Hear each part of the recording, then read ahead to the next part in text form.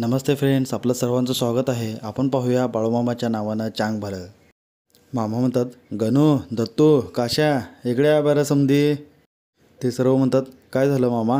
मामा म्हणतात, आता ह्यो तळ हलवा म्हणतोय मी.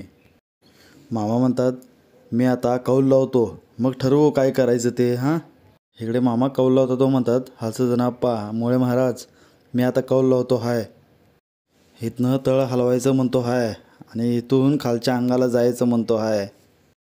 काय करू? इकडे यल्लप्पा सर्व आठवत असतो मामांची आणि त्याचं काय काय बोलणं झालं होतं ते. मामाने त्यांना बोललं असतात की तू तळावर ये सेवा करायला, तुझ्या पोरीचं सगळं ठीक होईल म्हणून. यल्लप्पाची मुलगी म्हणते, बा जायचं ना हो तळावर सेवा करायला. यल्लप्पा म्हणतो, अगं हे काय विचारणं झालं का?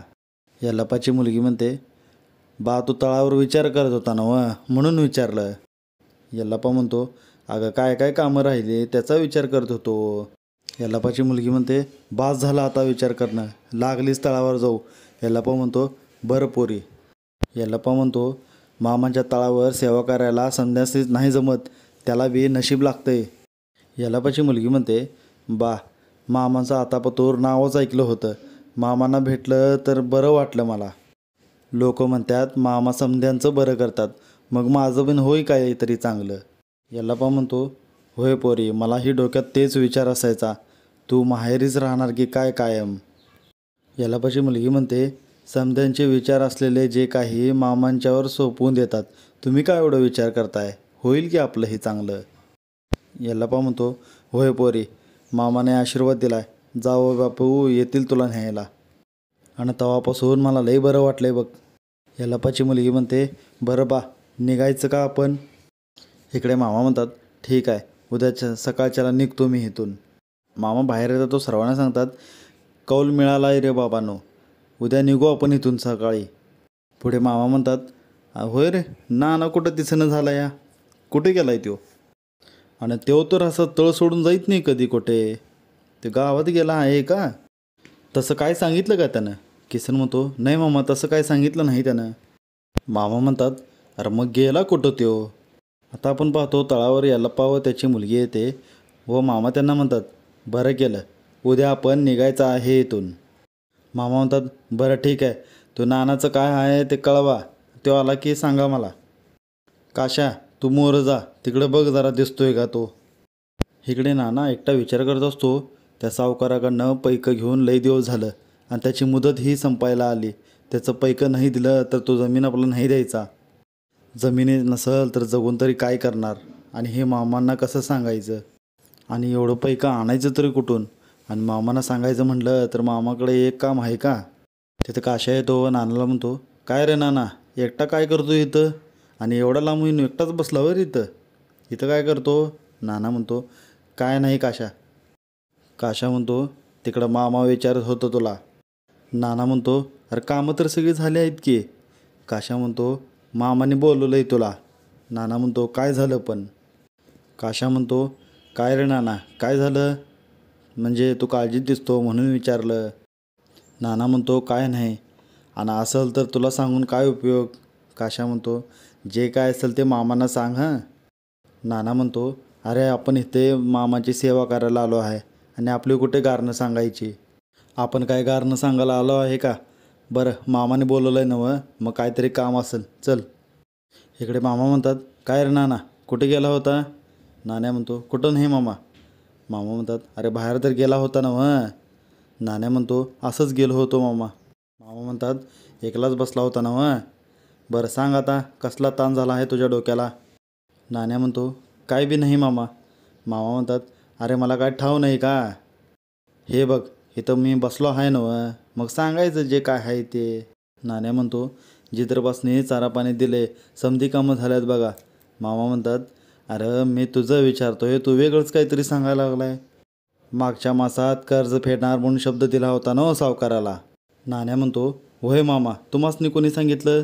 मामा म्हणतात, अरे खोळ्या, मला कोणी काय सांगावं लागतं र, मी जरी इथं बसलो असलो तरी समज दिसतं आहे मला.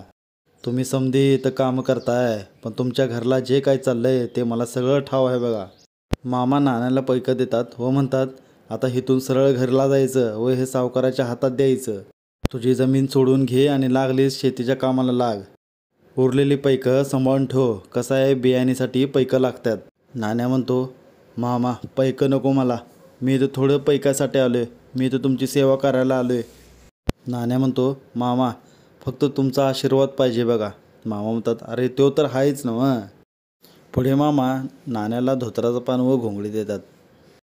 मामा म्हणतात, आठवण आली की भेटा येत जा मामांना, आणि समद चांगलं होतंय बघ, काय बी काळजी करू नकोस. पुढे मामा म्हणतात, कामावरली का रे समधी, बरं आता तळा हलवायला घ्या, बांधाबांधी करा आणि सामान घोडीच्या पाठी टाका. काशा म्हणतो, मामा या वेळेला माझ्याकडनं चुकी झाली, परत नाही व्हायची. मी देवाला विसरलो नाही, पण वेळ मिळाला नाही मला. मामा म्हणतात, सुखी राहा आणि वेळ मिळाला तर मामानं भेटायला ये. बरं समजा सगळं ठीक आहे ना, काय नाही सांगायचं बाकी आहे. काशा म्हणतो, नाही मामा तुमच्या आशीर्वादानं समजा चांगला आहे बघा. काशा म्हणतो, येऊ का मी. मामा म्हणतात, आताच जाऊ नको, तळ काढून होऊ दे मग जा.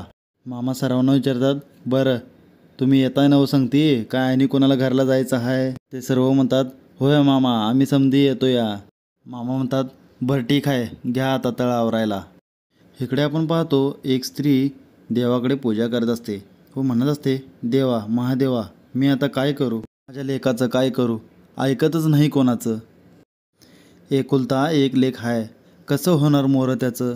रोज उठून कधी याची तक्रार कधी त्याची तक्रार, आईबाप तर किती दिवस पुरणार त्याला. तेव्हा तूच काहीतरी मार्ग दाखव. असंच तर त्याचं पुढं चालू राहिलं तर त्याचं लग्न कसं व्हायचं. देवा लय काळजी लागून राहिली आहे रे त्याची. इकडे तिचा पती म्हणतो, तू रोज सकाळ संध्याकाळ देवापुढे नुसता हात जोडून बस. अगं देवाला सांगून काय होतं या. अहो असं का बोलताय तुम्ही, मी खरंच बोलतो या. अहो मारून कुठं पोरं व चांगल्या वळणाला लागतात होय, अशानं अजून बिघडल तो. अहो लहान आहे तो अजून. तिचा पती म्हणतो, लहान वय, तो एक दिवस आपल्या डोक्यावर बसल. एवढं समजून सांगितलं तरी नीट वागत नाही अजून तो. इकडे मामा म्हणतात, पुरी तू हाक मारते आहे मला, माझं ध्यान आहे तुझ्यावर. सटवयानं तुझ्या कपाळावर काय लिहिलं या ते ठाव आहे मला. तुझी भक्ती हाय म्हणून ठेकून हाय सजून, अशीच भक्ती राहू दे तुझी. इथे आपला आजचा भाग संपतो. पुढचा भाग पाहण्यासाठी लाईक्स करा, कमेंट्स करा, सबस्क्राईब करा. Thank you friends.